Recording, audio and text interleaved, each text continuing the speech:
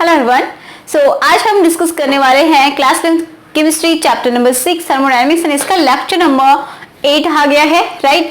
अब ये जो लिखा हुआ है ये प्रीवियस लेक्चर का है ताकि आप कनेक्ट हो सके कि हमने कहाँ पे लेक्चर को छोड़ा था, ठीक है। तो ये प्रीवियस लेक्चर का है। आज के लेक्चर में हमें क्या डिस्कस करना है, एंट्रोपी को समझना है जो कि एक न्यू थर्मोडायनेमिक टर्म है हमारे लिए, उसको अच्छे से समझेंगे, ठीक है। कुछ इसके पॉइंट्स लिखेंगे जिनके थ्रू आपको समझ में आ जाएगा। एंड आज हम रिवर्सिबल इरिवर्सिबल प्रोसेसेस जो होते हैं उनमें एंट्रोपी को कैसे कैलकुलेट करते हैं, एंट्रोपी चेंज को कैसे कैलकुलेट करते हैं वो हम देखेंगे। एंड जो फेजेस ट्रांसफॉर्मेशन होती है, मतलब जैसे कि सॉलिड से लिक्विड, लिक्विड से सॉलिड, ठीक है, या फिर वेपर, तो उनमें जो भी चेंजेस आते हैं डेल एस में वो किस तरीके से पॉजिटिव एंड नेगेटिव हो सकते हैं, ठीक है। तो चलिए शुरुआत करते हैं आज के लेक्चर की। So my name is Ekta and आपका हम सबका यूट्यूब चैनल, एंड अब आप हेडिंग डाल लीजिए एंट्रोपी, ठीक है। यहीं से इसकी शुरुआत होती है एंट्रोपी की। इसमें हमने क्या लिखा था कि जो डेल एस होता है, मैंने रब कर दिया, जो डेल एस की जो वैल्यू होगी आइसोलेटेड सिस्टम के लिए, ठीक है, वो ऑलवेज ग्रेटर देन 0 होती है। इसका मतलब हमेशा आइसोलेटेड सिस्टम की एंट्रोपी क्या होती है, इंक्रीज होती है। एंट्रोपी इंक्रीज होने का मतलब है कि जो डेल एस की वैल्यू पॉजिटिव हो रही है, ठीक है। एंट्रोपी चेंज डेल एस की मतलब, डेल एस का मतलब है एंट्रोपिक चेंज, वो ऑलवेज क्या हो रही है, ग्रेटर देन 0। किसके लिए, आइसोलेटेड सिस्टम के लिए। यहां तक हमने डिस्कस कर लिया था। तो आज हम डिस्कस करेंगे एंट्रोपी क्या है, पहले इसको ही समझेंगे। अब देखो एंट्रोपी क्या है। एंट्रोपी है, it is a thermodynamic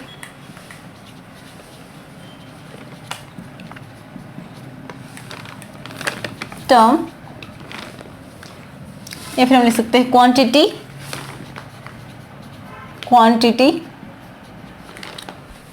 to major randomness, और क्या बोल सकते हैं, ठीक है, ये बोल लेते हैं it is a thermodynamic quantity that measure randomness. किसी भी सिस्टम की रैंडमनेस अगर हमें बतानी है तो वो हम किसकी हेल्प से करेंगे, एंट्रोपी की हेल्प से, ठीक है। लेकिन एक बात यहाँ पे इंपॉर्टेंट ये है कि जो एंट्रोपी है जिसको हम किससे लिखते हैं, कैपिटल एस से, ठीक है, एंट्रोपी। अब ये जो एंट्रोपी होती है ये नॉन मेजरेबल क्वांटिटी है, ठीक है, ये नॉन मेजरेबल प्रॉपर्टी है, जो कि हमने फर्स्ट लेक्चर में ही इसको डिस्कस किया था। इसको हम मेजर नहीं कर सकते, जैसे कि हम इंटरनल एनर्जी को मेजर कर सकते हैं क्या, नहीं कर सकते। इसी तरीके से जो एंथैल्पी है, क्या हम इसको मेजर कर सकते हैं एक्सपेरिमेंटली। अगर मैं आपको बोलूं कि लैब में जाइए एंड आपकी इसकी जो कोई मेरे पास सिस्टम है, इसकी एंट्रोपी मेजर करके लेके आइए, तो आप कैसे मेजर करेंगे, नहीं कर पाएंगे, ठीक है। इसी तरीके से इंटरनल एनर्जी को भी आप मेजर नहीं कर पाएंगे, एंथैल्पी को भी आप मेजर नहीं कर पाएंगे। तो फिर हम पढ़ क्यों रहे हैं, क्योंकि हम सिर्फ और सिर्फ यहाँ पे लिखने के लिए कैलकुलेट करेंगे, सिर्फ हम लिखेंगे पेन कॉपी से, ओके। बाकी ये क्या है, ये मेजर नहीं की जा सकती। लेकिन हाँ, जो डेल एस है, ठीक है, डेल एस मतलब चेंज इन एंथैल्पी, इसको मेजर किया जा सकता है। तो ये पहला पॉइंट हम लिख लेते हैं। इसके कुछ क्या करते हैं, पॉइंट्स लिख लेते हैं जिससे कि आपको क्लियर हो जाए, ओके। सो इसमें पहला पॉइंट हम लिखेंगे entropy is a non measurable property. पता है हमें, ठीक है, ये इसको हम मेजर कर ही नहीं सकते, एस को, ओके, एस को मेजर कर ही नहीं सकते। तो हम क्या करें, बट डेल एस मतलब change in entropy can be measure. हम क्या कर सकते हैं कि एंट्रोपी में कितना चेंज हुआ वो हम मेजर कर सकते हैं, बट हम डायरेक्टली इसको मेजर नहीं कर सकते। अब ये किस लिए काम आती है कि जो रैंडमनेस होती है किसी भी सिस्टम की, वो कितनी बढ़ी या फिर घटी, ठीक है। मतलब किसी भी सिस्टम की ऑर्गेनाइजेशन को बता देता है कि ऑर्गेनाइज है या फिर कितना क्या है, अनऑर्गेनाइज है या फिर रैंडम है, तो उसको बताता है ये एंट्रोपी, ठीक है, उसको मेजर करते हैं। जो जितना अनऑर्गेनाइज होगा कोई सिस्टम तो उसकी मतलब क्या है, उसकी एंट्रोपी उतनी ही ज्यादा है। ठीक है, तो ये बात समझ में आई, ये किस काम आती है, एंट्रोपी रैंडमनेस को मेजर करने के काम आती है। अब हम डायरेक्टली इसकी वैल्यू नहीं कैलकुलेट कर सकते, इसलिए हमें डेल एस की वैल्यू हम कैलकुलेट कर सकते हैं। ठीक है, तीसरा पॉइंट हम लिख सकते हैं कि जो अब हम इसी की इंपॉर्टेंस देखेंगे, इसका कोई इंपॉर्टेंस नहीं है। ठीक है, ये बहुत इंपॉर्टेंट है, इसकी वजह से ही हम सब कुछ कर पाएंगे, इसकी वजह से ही हम बता सकेंगे कि ये स्पॉन्टेनियस प्रोसेस है या फिर नहीं है। ओके, अब हम देख लेते हैं कि जो डेल एस है,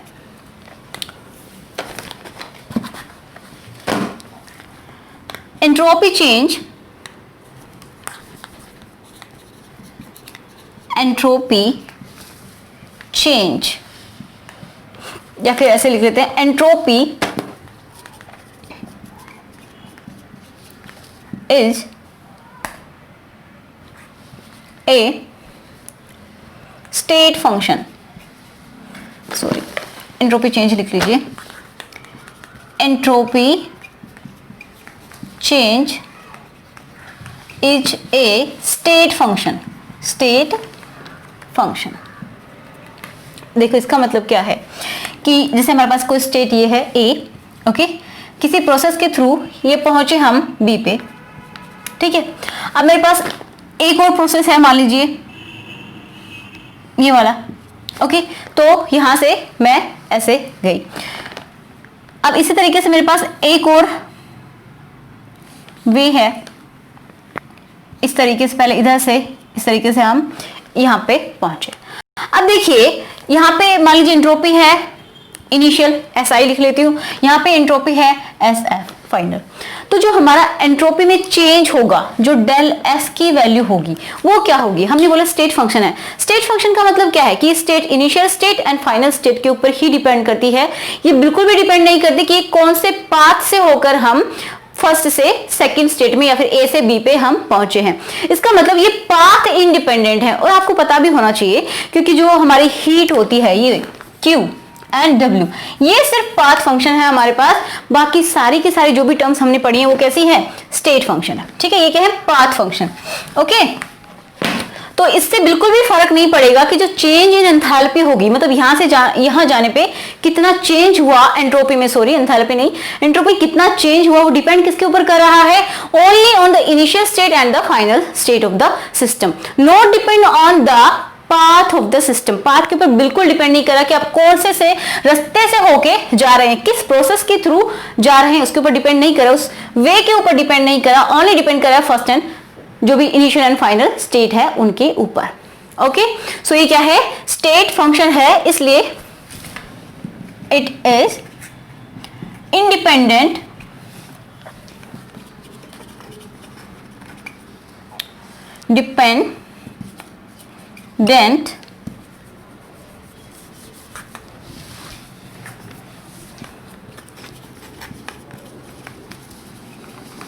on path of the system।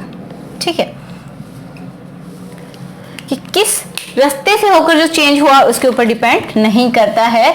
So del S की वैल्यू हम कैसे निकालते हैं, मतलब जो एंट्रोपी चेंज कैसे निकालते हैं, final state minus initial state, entropy of final state minus entropy of initial state. ठीक है, इसके ऊपर ये डिपेंड करती है। फोर्थ पॉइंट लिखिए, इट इज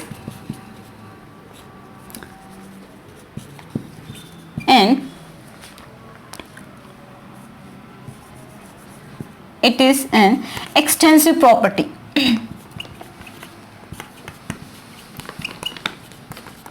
एक्सटेंसिव प्रॉपर्टी का मतलब क्या है, मीन्स इट डिपेंड्स ऑन मास, या फिर क्या लिख सकते हैं, अमाउंट, ठीक है, और size of the system. Extensive property है क्योंकि जितना अमाउंट ज्यादा होगा उसकी एंट्रोपी उतनी ही ज्यादा होगी, एंट्रोपी में चेंज उतना ही ज्यादा होगा।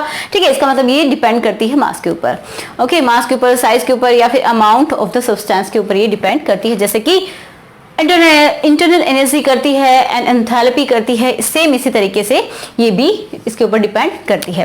फिफ्थ पॉइंट आप लिखिए इसकी यूनिट, तो यूनिट वही हो जाएगी, यूनिट होगी इसकी जूल पर मोल केल्विन। ठीक है, ये हो जाएगी इसकी यूनिट। तो देखिए अब हम इसको लिखते कैसे हैं वो देख लेते हैं। एंट्रोपी को हम कैसे कैलकुलेट करते हैं, एंट्रोपी चेंज को। देखिए पॉइंट वाइज ही हम लिखते चलेंगे, 5 पॉइंट्स हो गए, उसके थ्रू आपको समझ में भी आ जाएगा अच्छे से। कैलकुलेट कैसे करते हैं, डेल एस को हम कैलकुलेट करते हैं, ये होता है डी क्यू अपॉन टी। मतलब जो हीट हमने क्या लिखा है यहाँ पे, यूनिट क्या लिखा, जूल पर मोल केल्विन। ठीक है, जितनी हीट इसको दी गई, किसी भी सिस्टम को अगर आप हीट दे रहे हैं, ठीक है, अगर किसी का टेम्परेचर आप इंक्रीज कर रहे हैं तो उसके अंदर जो मॉलिक्यूल्स पड़े होंगे, जो गैसेस हैं, जो भी मॉलिक्यूल्स होंगे, तो उनकी जो एनर्जी है, ठीक है, तो वो इंक्रीज हो जाएगी, मतलब उनकी काइनेटिक एनर्जी इंक्रीज हो जाएगी, तो उनका जो मोशन है वो इंक्रीज हो जाएगा, वो ऑसिलेट करेंगे, तो क्या होगा, उनकी रैंडमनेस इंक्रीज होगी एंड जो एंट्रोपी में जो चेंज होगा वो भी इंक्रीज हो जाएगा। ओके, ये बात समझ में आए? तो ये इसका इस तरीके से हम डेल एस को कैलकुलेट कर सकते हैं। तो ये इसके डायरेक्टली प्रोपोर्शनल है, बट जो टेम्परेचर है उसकी इनवर्सली प्रोपोर्शनल है। ये बहुत इंपॉर्टेंट पॉइंट है और हम समझेंगे। तो हम 6th पॉइंट ये आप लिख लीजिए, मान लीजिए 6 पॉइंट है, ठीक है। अब इसको थोड़ा सा एक्सप्लेन कर लेते हैं। 7th पॉइंट लिख लेते हैं, entropy change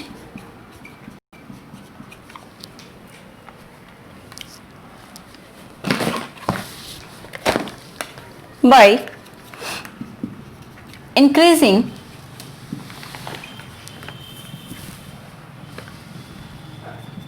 temperature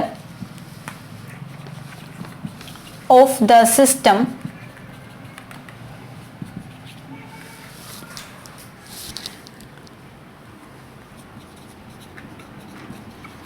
the movement of molecules increases। ठीक है, जब किसी सिस्टम को आप टेम्परेचर देते हो, उसके अंदर जो भी मॉलिक्यूल हैं, गैसेस हैं, लिक्विड है, कुछ भी है, तो उनके जो मॉलिक्यूल्स हैं तो वो क्या करेंगे, उनके अंदर मूवमेंट शुरू हो जाएगा, मतलब उनकी काइनेटिक एनर्जी बढ़ जाएगी, तो ऑसिलेशंस इंक्रीज हो जाएंगे, तो उनका क्या होगा, एक डिसऑर्डर इंक्रीज हो जाएगा, दैट लीड्स टू randomness। ठीक है, so as a result change in entropy increases। क्या लिखा मैंने, by increasing temperature of the system the movement of molecule increases that leads to the randomness of system लिख लीजिए, ठीक है, या फिर molecule. As a result change in entropy change या फिर चेंज इन एंट्रोपी इंक्रीजेस। ठीक है, तो इंक्रीज हो जाएगा क्या, डेल एस की वैल्यू, इसका मतलब इसकी वैल्यू पॉजिटिव होगी। सो अगर इसकी वैल्यू, डेल एस की वैल्यू पॉजिटिव है तो क्या होगा, स्पॉन्टेनियस होगा प्रोसेस। ओके, अब 6 पॉइंट हम लिख लेते हैं,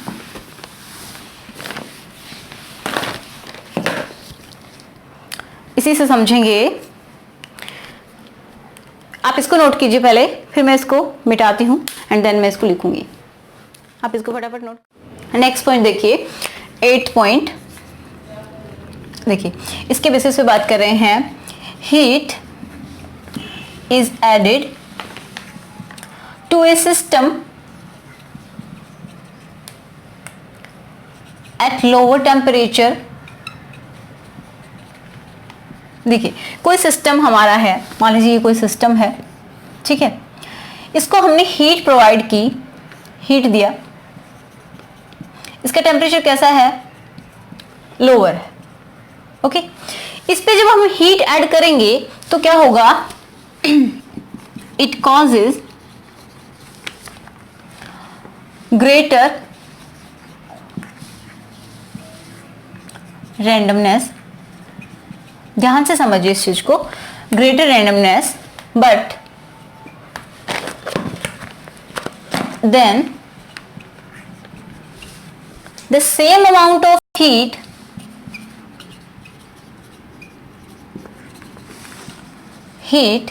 is added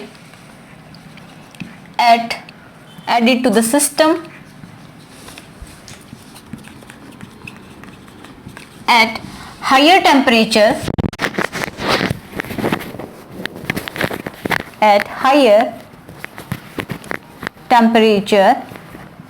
is cause lesser randomness।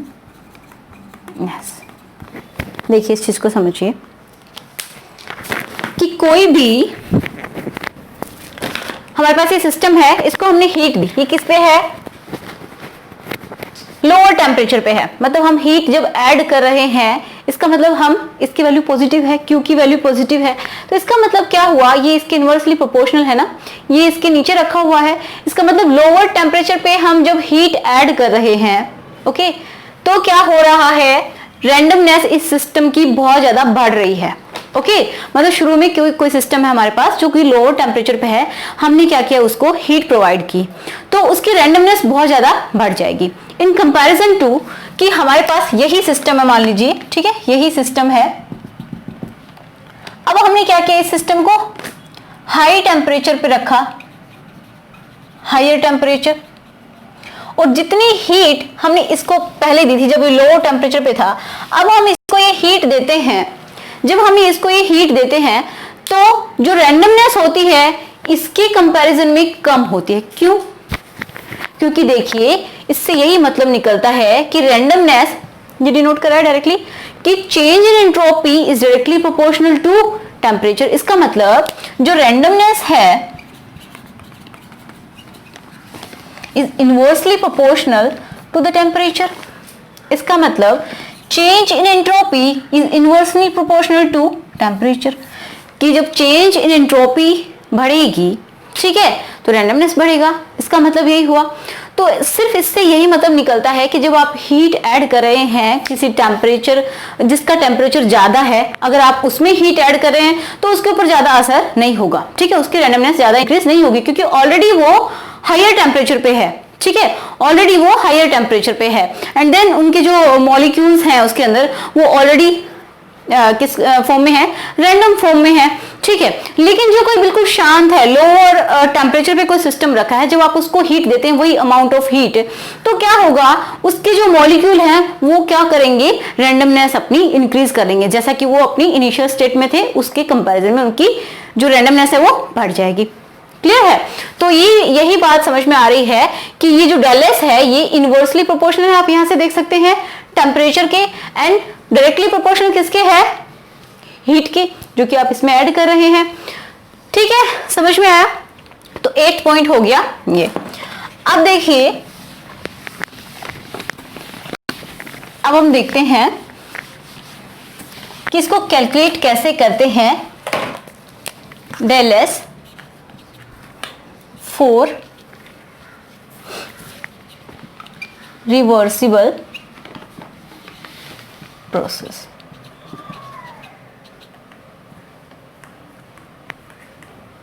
Okay, reversible process के लिए हम किस तरीके से एंट्रोपी कैलकुलेट करते हैं, चेंज इन एंट्रोपी कैसे कैलकुलेट करते हैं, एक बार रिवर्सिबल प्रोसेस के लिए देखेंगे एंड देन इररिवर्सिबल प्रोसेस के लिए भी देखेंगे।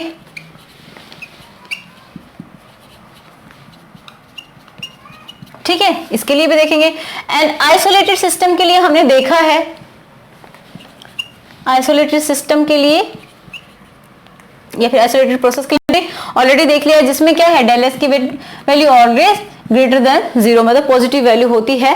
ठीक है, ये हमने आइसोलेटेड सिस्टम को प्रीवियस क्लास में डिस्कस किया है।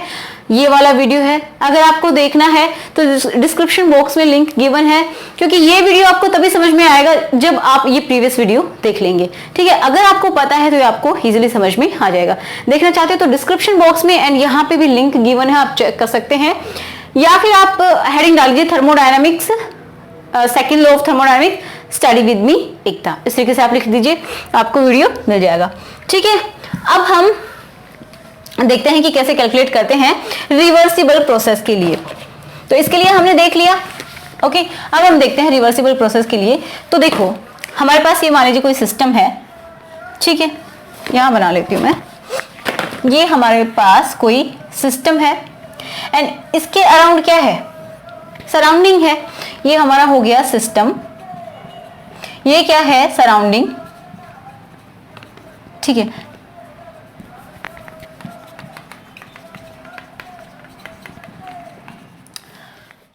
तो देखिए एंट्रोपी में चेंज हम बोल सकते हैं कि पूरे जो यूनिवर्स है उसकी एंट्रोपी में चेंज हम कैसे निकाल सकते हैं, तो वो हम निकालेंगे टोटल एंट्रोपी चेंज कैसे निकाल सकते हैं किसी यूनिवर्स की। ठीक है, तो उसमें क्या आ जाता है, सिस्टम प्लस सराउंडिंग दोनों आ जाते हैं, तो इन दोनों की एंट्रोपी को हम जोड़ देंगे, जो भी एंट्रोपी में चेंजेस आए उनको जोड़ देंगे एंड देन हम टोटल निकाल लेंगे। ठीक है, तो हमारे पास है डेल एस टोटल, या फिर क्या बोल सकते हैं इसको, यूनिवर्स बोल सकते हैं। क्या होता है, del S system plus del S surrounding, ये होता है हमारे पास इसका फॉर्मूला, कि मतलब जो चेंज सिस्टम की एंट्रोपी चेंज में है, मतलब सिस्टम की एंट्रोपी चेंज प्लस सराउंडिंग की एंट्रोपी चेंज को हम ऐड कर देंगे तो क्या हो जाएगा, हमारे पास यूनिवर्स की एंट्रोपी चेंज आ जाएगी। ओके, अब देखिए समझने वाली बात ये है कि जो सिस्टम है, क्योंकि सराउंडिंग की एंट्रोपी हम कभी भी मेजर नहीं कर पाएंगे क्योंकि ये कोई फिक्स नहीं है सराउंडिंग, तो लेकिन कोई भी सिस्टम होता है जिसकी हम स्टडी करते हैं तो वो एक फिक्स होता है। ठीक है, तो हम मान के चलते हैं जैसे कि सराउंडिंग जो है उसकी जो एंट्रोपी है डेल एस फॉर सिस्टम, वो हम डेल एस की वैल्यू कैसे निकाल सकते हैं, डी क्यू अपॉन टी। ठीक है, तो ये हमने ली पॉजिटिव वैल्यू, ये आप क्यों इस तरीके से भी लिख सकते हैं, किसी भी तरीके से भी। ओके, ये हमने पॉजिटिव ली क्योंकि जब डेल एस की वैल्यू मतलब क्या हो रहा है, हीट ऐड हो रही है किस पे, लोअर टेम्परेचर पे। ओके, तो हमने ये सिस्टम की एंट्रोपी ली। इसी तरीके से सराउंडिंग की entropy change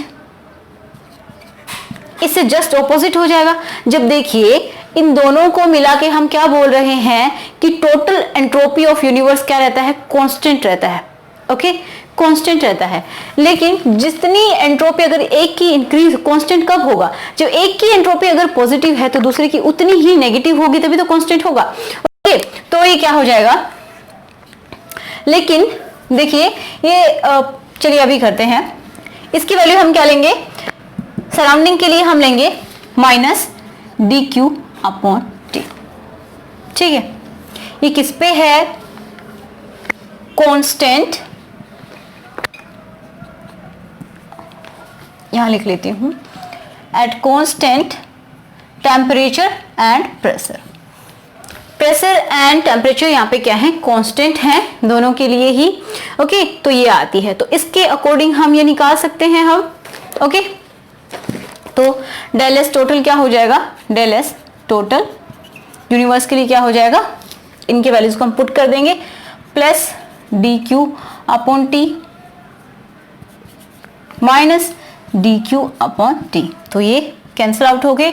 so del S total किसके लिए देख रहे हैं बच्चों, ये रिवर्सिबल के लिए, आप लिख लीजिए रिवर्सिबल। ओके, रिवर्सिबल के लिए,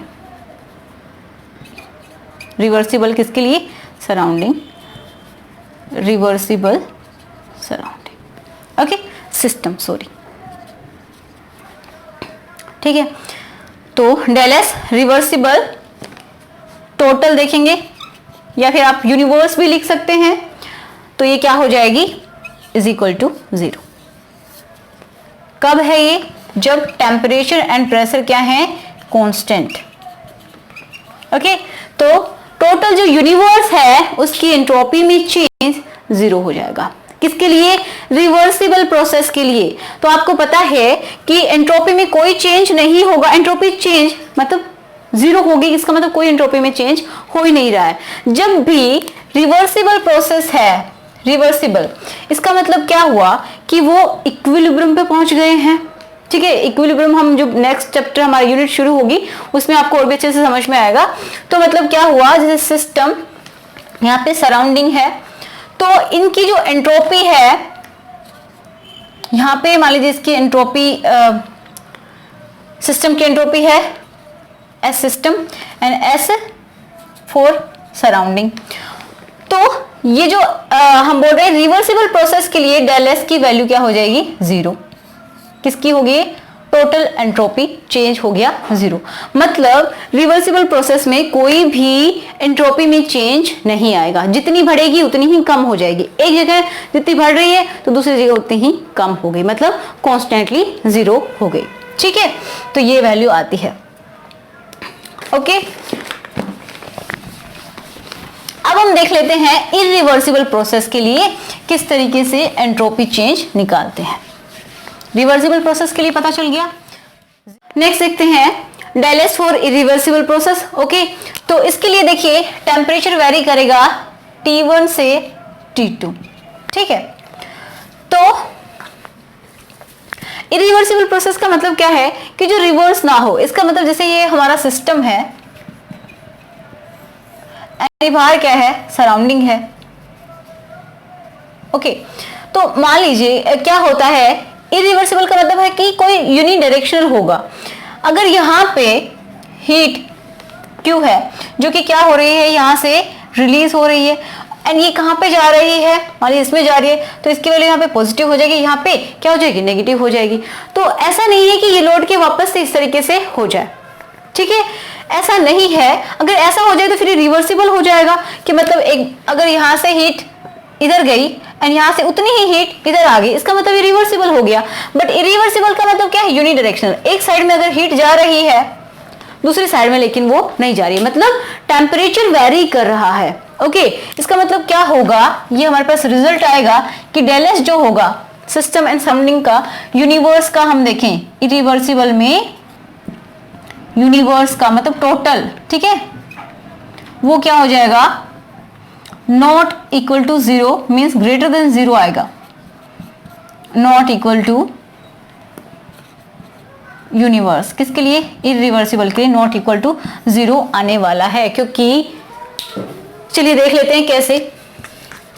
हमारा टेम्परेचर T1 से T2 वेरी कर रहा है। तो देखो, जैसे हमारे पास ये फॉर्मूला है डेल एस इरिवर्स यूनिवर्स या फिर टोटल। ठीक है, यूनिवर्स क्या होता है? Del S system plus del S surrounding, यही होता है ना। तो इसमें हमें रखना है, तो डेल एस यूनिवर्स हम कैसे निकालेंगे? किसके लिए भूल जाती हूं मैं, ये इरिवर्सिबल के लिए, इरिवर्सिबल एंड यूनिवर्स के लिए देख रहे हैं, मतलब टोटल। ओके, तो ये हम इनकी वैल्यूज को इसमें पुट कर देंगे। तो सबसे पहले हम डेल एस किसके लिए देखेंगे? सिस्टम के लिए, इरिवर्सिबल सिस्टम। तो इसकी है, मान लीजिए क्या है हमारे पास, वही फॉर्मूला लगाते हैं कि डी क्यू अपॉन टी। तो देखिए डी क्यू अपॉन टी, तो टी क्या है? मान लीजिए सिस्टम का यहाँ पे टेम्परेचर T1 है, ये T2 है।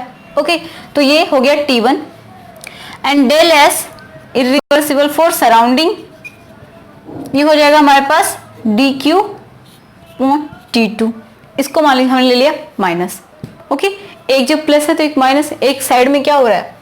कमी हो रही है, लेकिन ये फिर भी जीरो नहीं आएगी। देख लेना आप, जीरो नहीं आएगी क्योंकि इसमें टेम्परेचर डिफरेंस है, पता चल रहा है थोड़ा बहुत टेम्परेचर डिफरेंस है। इसका मतलब क्या होगा कि टेम्परेचर बराबर नहीं है तो टेम्परेचर जीरो नहीं होगा। ठीक है, मतलब चेंज इन टेम्परेचर जीरो नहीं होगा। तो देखिए इसमें हम वैल्यूज को पुट कर देते हैं, यहां से इन दोनों वैल्यूज को हम यहां पे पुट करेंगे।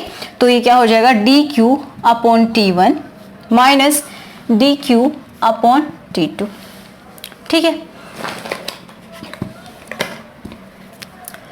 एलसीएम लेंगे, T1 T2 ये क्या हो जाएगा, dq, T2 माइनस T1, ठीक है। तो हमारे पास जो वैल्यू आएगी डेल एस इरिवर्सिबल यूनिवर्स की, तो उसकी आ गई dq T2 minus T1 upon T1 T2, ठीक है। ये हमारे पास इसकी वैल्यू आ गई। इसका मतलब क्या हुआ कि ये T2 is greater than T1, okay, T2 is greater than T1, सो क्या हो जाएगा, जो डेल एस की वैल्यू है वो जीरो तो नहीं हुई, ओके। डेल एस की वैल्यू किसके लिए, इरिवर्सिबल के लिए, हम यहां से लिख सकते हैं डेल एस इरिवर्सिबल किसके लिए, यूनिवर्स के लिए, is not equal to zero, क्योंकि इसकी वैल्यू ये आ रही है हमारे पास, ठीक है। इसका मतलब क्या हुआ, डेल एस इरिवर्सिबल यूनिवर्स जब T2 is greater than T1 है, इसका मतलब डेल एस यूनिवर्स क्या है, is always greater than zero, ठीक है। तो ये हमारे पास इसका रिजल्ट आ गया। तो इससे हमें पता चलता है एंट्रोपी चेंज, लिख लीजिए ये, entropy change of universe keeps on increasing constantly, ठीक है। मतलब क्या हुआ कि जो हमारी यूनिवर्स है, ठीक है, यूनिवर्स है, ब्रह्मांड है, उसकी एंट्रोपी बढ़ रही है, ठीक है, डे बाय डे क्या हो रही है, इंक्रीज होती चली जा रही है। आपने कभी कभी सुना भी होगा कि अब कलयुग आ गया है, ठीक है, कलयुग आ गया है। तो इसका मतलब क्या हुआ कि जो भी लड़ाई झगड़े, ठीक है, मतलब जो भी डिसऑर्डर फॉर्म है वो क्या हो रही है, इंक्रीज ही होती जा रही है, इसमें कोई कमी नहीं आ रही, कोई दंगों में कमी नहीं आ रही, ठीक है, जो भी शैतानियां हैं वो बढ़ती जा रही है। तो इसका मतलब क्या है, एंट्रोपी यूनिवर्स की इंक्रीज होती चली जा रही है। तो आप इस तरीके से थोड़ा सा रिलेट करके याद रख सकते हैं, ओके। तो रिवर्सिबल के लिए देख लिया, इरिवर्सिबल के लिए देख लिया, एंड हमने आइसोलेटेड के लिए भी देख लिया। तो मैं एक बार लिख दूं, del S greater than zero, ठीक है, किसके लिए, आइसोलेटेड के लिए, del S equal to zero किसके लिए था, रिवर्सिबल के लिए, ठीक है, किसके लिए, reversible and total, total del S total था नहीं, डेल एस टोटल, ओके, ये भी टोटल की ही बात कर रहे हैं। Del S greater than zero किसके लिए, इरिवर्सिबल के लिए, टोटल यूनिवर्स की बात कर रहे हैं, ओके। तो ये हमने देख लिए हैं, तो इनके बेसिस पे आपको समझ में आया होगा। तो अब आप हेडिंग डाल लीजिए del S for phase transformation, मतलब जो फेज ट्रांसफर होती है, एक फेज से दूसरी फेज में जाते हैं तो डेल एस पे क्या असर पड़ता है, मतलब एंट्रोपी चेंज में क्या असर पड़ता है, ठीक है। तो बहुत इंपॉर्टेंट मैं 3 बातें बता देती हूं जैसा कि हम डिस्कस करते आ रहे हैं। पहला क्या है, डिक्रीज इन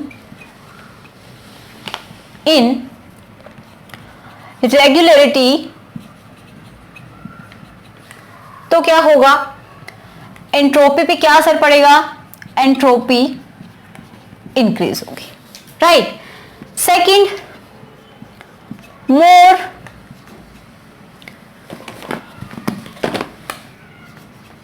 डिसऑर्डरनेस, इसका मतलब एंट्रोपी इंक्रीज होगी।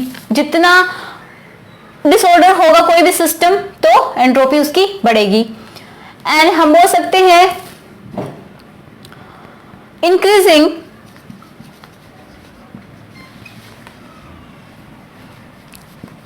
या फिर more unorganised system, unorganised system means entropy increase होगी, ठीक है। ये बातें हमें याद रखनी है। जितनी क्या होगी, अनऑर्गेनाइज सिस्टम होगा उतनी ही उसकी एंट्रोपी बढ़ जाएगी। ओके, जितनी रेगुलरिटी कम होगी, मतलब कोई एक तो रेगुलर स्ट्रक्चर है, ठीक है, या फिर उसकी कोई स्ट्रक्चर ही नहीं है, कोई रेगुलरिटी नहीं है, पूरा इसी तरीके से अनऑर्गेनाइज है, तो उसकी एंट्रोपी बढ़ जाएगी। समझ रहे हो? तो इनके 3 केसेस में एंट्रोपी इंक्रीज होती है। जब क्या होता है, डेल्टा एनजी की वैल्यू ग्रेटर देन 0 होती है तो भी क्या होता है, एंट्रोपी इंक्रीज होती है। चलिए अब हम डिस्कस कर लेते हैं फेज ट्रांसफॉर्मेशन, इनको समझते हैं अब हम, ठीक है। तो फेज ट्रांसफॉर्मेशन हमने समझा है कि पहला, जैसे कि हमने एंथैल्पी में भी देख लिया था कि entropy change del S of fusion, ठीक है। एंट्रोपी चेंज क्या लिख सकती हूं, entropy change of fusion. Fusion क्या होता है कि जब कोई भी सॉलिड क्या करे, मेल्ट होके लिक्विड में चला जाए तो हम इसको क्या बोलते हैं, फ्यूजन। तो यहां से यहां जाने पे क्या हो रहा है, आप हीट इसमें ऐड कर रहे हो एक तरीके से। तो देखिए इसका जो फॉर्मूला होगा डेल एस फ्यूजन, वो हो जाएगा डेल एच फ्यूजन, ठीक है, अपॉन टी। कौन सा टेम्परेचर, जिसके ऊपर क्या हो रहा है, मेल्टिंग हो रही है, ठीक है, वो वाला टेम्परेचर। तो ये हमारे पास इसका फॉर्मूला आ गया। एंड इसकी जो वैल्यू होगी, तो आप यहां पे देख रहे हैं ये क्या है, सॉलिड है, किस में जा रहा है, लिक्विड में। तो चलिए मैं आपको एक और बात बता देती हूं, जैसे सॉलिड होते हैं आप जानते भी होंगे, तो उनकी जो स्ट्रक्चर होती है, कोई भी सॉलिड देख लो तो वो कैसी होती है, उनकी जो स्ट्रक्चर है वो फिक्स होती है एक तरीके से। ओके, स्ट्रक्चर उनकी रेगुलर होती है, हम बोल सकते हैं स्ट्रक्चर, शेप एंड इनका जो वॉल्यूम है वो भी फिक्स होता है। तो हम बोल सकते हैं कि काफी ऑर्गेनाइज होते हैं सॉलिड्स, ठीक है। अगर हम बात करते हैं लिक्विड्स की, तो लिक्विड इनके कंपैरिजन में क्या होते हैं, कम ऑर्गेनाइज होते हैं, ठीक है, कम ऑर्गेनाइज होते हैं, लेस ऑर्गेनाइज होते हैं। अब इनका वॉल्यूम तो फिक्स है बट इनकी शेप फिक्स नहीं है, राइट। अगर हम बात कर रही है क्या है, लिक्विड, ये है सॉलिड। बहुत ही बेसिक बातें हैं, आप जानते होंगे, फर्स्ट जो चैप्टर शुरू होता है आपका वहां से ये बातें स्टार्ट हो जाती हैं। अब अगर हम बात करते हैं गैसेस की, गैसेस तो मतलब क्या होती है, ये तो बिल्कुल ही ऑर्गेनाइज नहीं होती हैं। ये क्या है, लीस्ट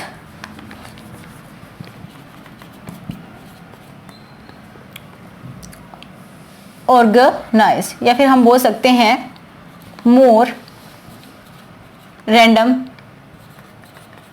और हाईली अनऑर्गेनाइज्ड।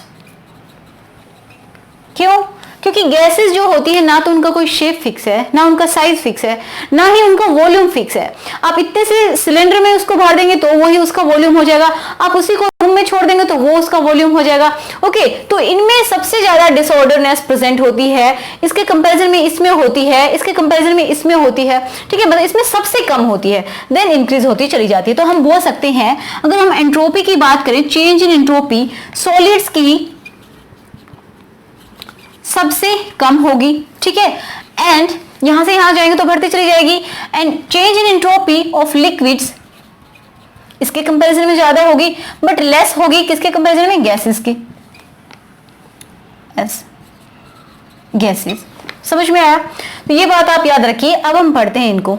ओके, जब आप सॉलिड से कभी भी लिक्विड में मूव कर रहे हैं, इसका मतलब क्या हो रहा है, एंट्रोपी इंक्रीज हो रही है। ओके, मतलब डेल एस पॉजिटिव होगा।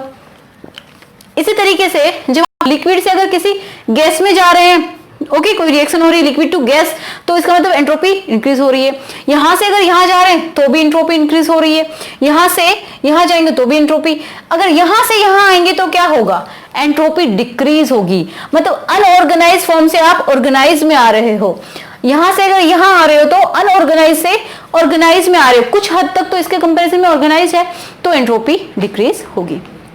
ठीक है, ये चीजें समझ में आई। चलिए अब समझते हैं हम एंट्रोपी चेंज ऑफ फ्यूजन। ठीक है, एंट्रोपी ऑफ फ्यूजन। ओके, तो इसका फॉर्मूला ये हो गया। तो इसमें जो डेल एस होगा, डेल एस वो फ्यूजन के लिए हो जाएगा ग्रेटर देन 0, मतलब पॉजिटिव इसकी वैल्यू होगी। ओके, अब हम क्या करें, अगर ये जो लिक्विड है इसको हम क्या करें, लिक्विड को हम सॉलिड में अगेन फ्रीज कर दें, तो ये क्या हो जाएगा, फ्रीजिंग पॉइंट। इसको हम फ्रीज कर दें तो क्या हो जाएगा, इसकी एंट्रोपी क्या हो जाएगी, फ्रीजिंग। ये दी हुई नहीं है वैसे, फ्रीजिंग कम हो जाएगी, क्योंकि ये क्या है, अनऑर्गेनाइज है, इसको ऑर्गेनाइज में जाना पड़ रहा है, तो एंट्रोपी कम हो जाएगी, मतलब नेगेटिव आएगी। तो नेगेटिव तो एंट्रोपी होती नहीं है।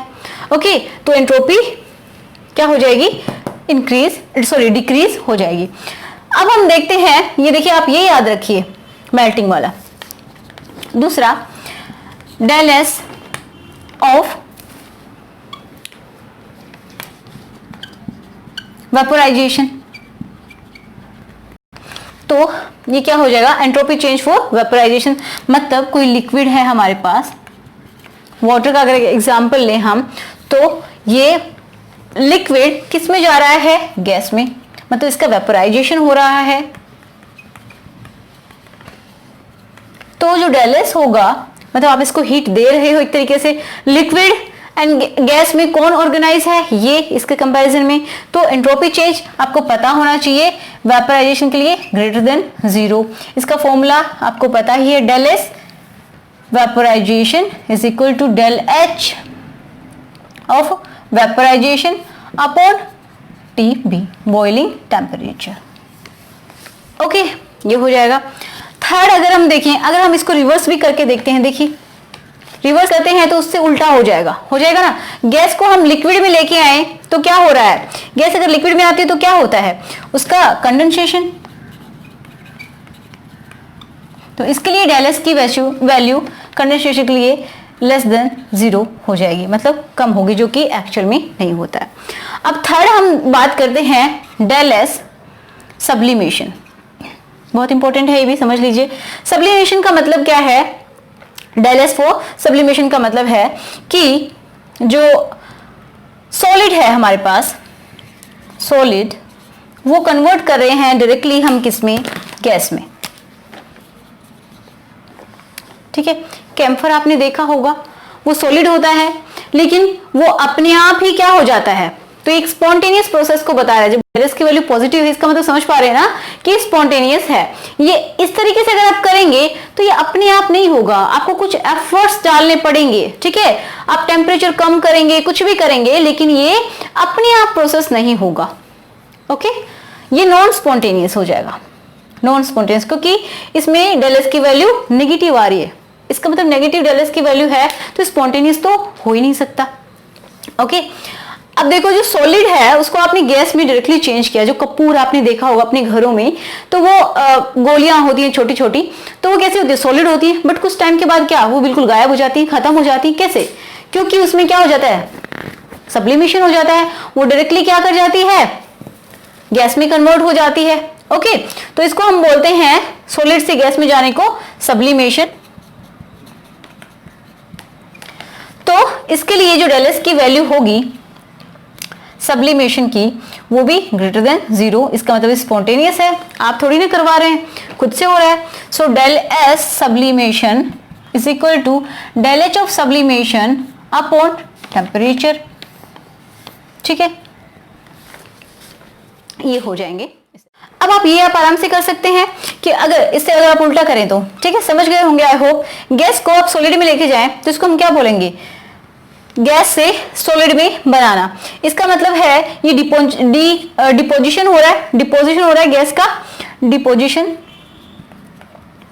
तो आप ऐसा कर सकते हैं क्या, जो आपकी कपूर की गोलियां हैं जो कि गैस बन के चली गई है, ठीक है, आप उसको अगेन लेके आ सकते हैं क्या, नहीं, उसी सॉलिड फॉर्म में लेके आ सकते हैं। तो ये नॉन स्पॉन्टेनियस है, क्योंकि इसमें क्या हो रहा है, अनऑर्गेनाइज फॉर्म से आप ऑर्गेनाइज फॉर्म में आ रहे हैं। तो ऑर्गेनाइज फॉर्म में आना स्पॉन्टेनियस तो हो ही नहीं सकता। ओके, सो इसके लिए अगर हम बात करें डेल एस की, इसके लिए ओके, तो वो लेस देन 0 हो जाएगा, जो कि नॉन स्पॉन्टेनियस है।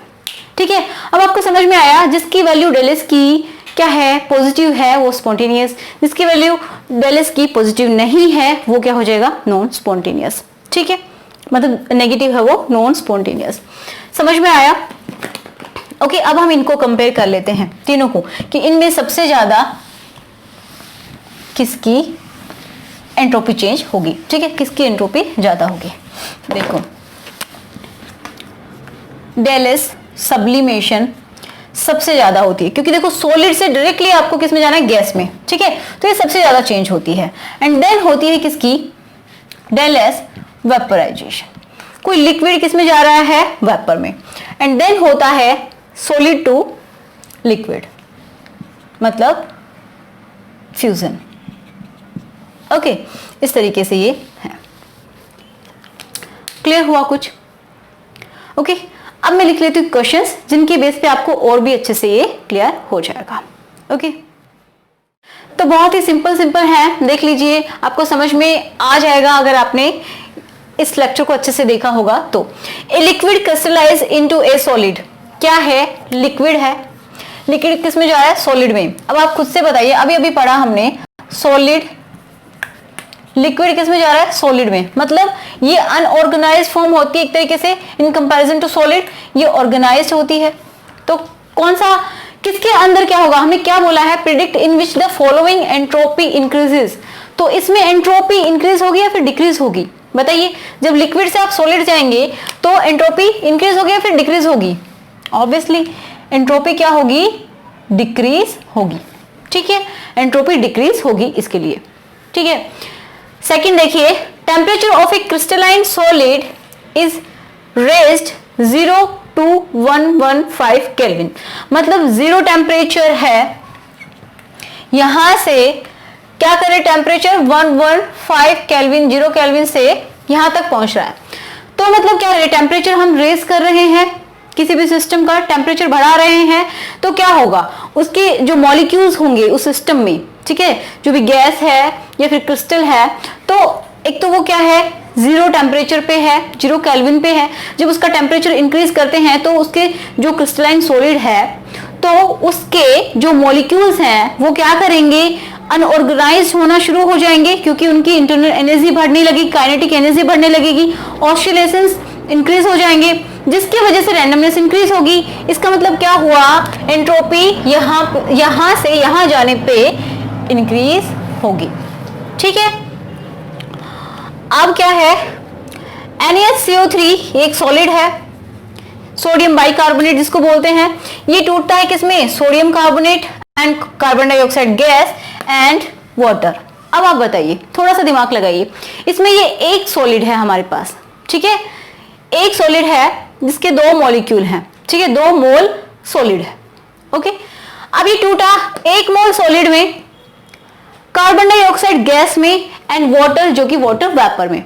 तो मतलब क्या हुआ, सॉलिड 2 गैसेस में भी टूट गया।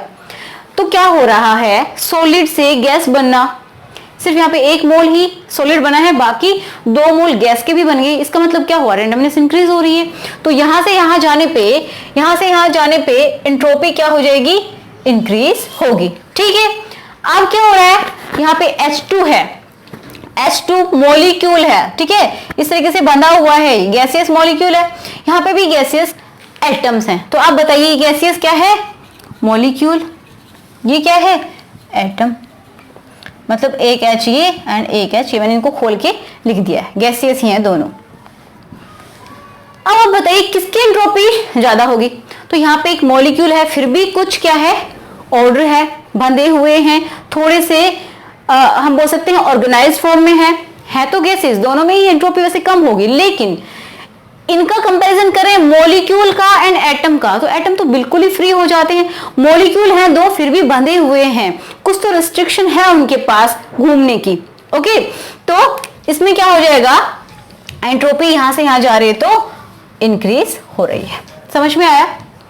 ठीक है, तो ये था एंट्रोपी चेंज। सो आज का हमारा लेक्चर यहीं पे फिनिश होता है।